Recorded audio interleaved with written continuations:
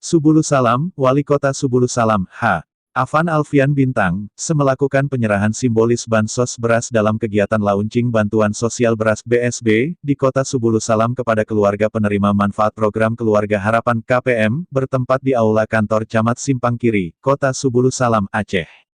Kegiatan launching BSB tersebut turut dihadiri oleh Wakil Wali Kota Subulu Salam Kepala Dinas Sosial Kota Subulu Salam, Kapolres Subulu Salam mewakili, Dandim 0118 Subulu Salam, Kajaris Subulu Salam Korkot Subulu Salam, pendamping sosial PKH, petugas transporter dan KPM PKH penerima BSB. Rabu, tanggal 23 September tahun 2020.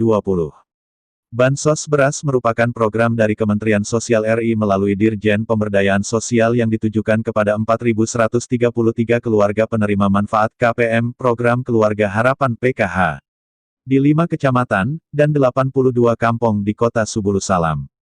Jumlah bantuan sebanyak 15 kg KPM, bulan selama 3 bulan yakni Agustus SD Oktober tahun 2020.